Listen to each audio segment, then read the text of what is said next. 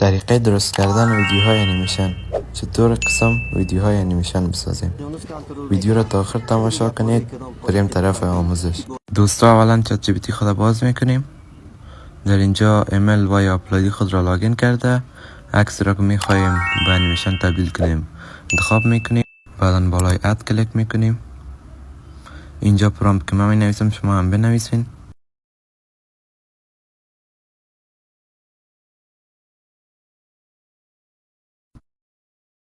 دوستا اینجا چت جی پی تی از ما سوال میکنه چه قسم طرح میخواین.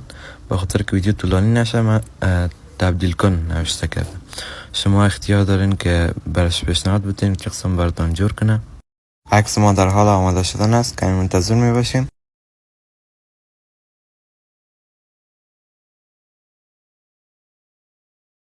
بریم ببینیم دوستا که چه قسم عکس بر ما درست کرده. ببینین دوستا چقدر عکس با کیفیت، چقدر عکس عالی بر ما درست کرده. از اینجا ذخیرهش میکنیم. از چت جی پی تی خارج میشیم. حالا برنامه گوگل کروم خود باز میکنیم. اینجا hedra.com سرچ میکنیم. اولین سایت که نمایش داده میشه بالاش کلیک میکنیم. دوستا در این هوش مصنوعی ایمیلتان لاگین بسازین. من قبلا لاگین ساخته بودم. در اینجا از ما میپرسه که عکس میخواین درست کنین و یا ویدیو. بالای ویدیو کلیک میکنیم. در اینجا از قسمت کاراکتر عکس خود انتخاب کرده بالای دن کلیک میکنیم. عکس ما اضافه شد. حالا از قسمت آدیو اسکریپت صدای خود اضافه میکنیم.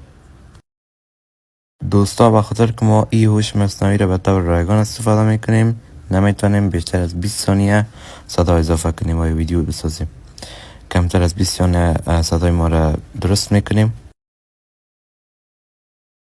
حالا بالای اد تو ویدیو کلیک میکنیم. به خاطر درست کردن ویدیو ما بالای اشاره کلیک میکنیم. حالا بالای کانتینیو. دوستا ویدیو ما در حال درست شدن است. کمی زمان میبره تا ویدیو ما درست شود. به خاطر که ویدیو طولانی نشه یک قسمت چکت کردم. از من ویدیو ما ظرف 5 دقیقه درست کرد. نظر به اینترنت تان است که چقدر وقت در بر میگیره. این هم نتیجه کار ما. رئیس جان می نفرید که ترکت کرد چیزی برش نگفتی. اینه میگم یکم چیز. شراب خرام است از غمت کمندو میزنم دلبر.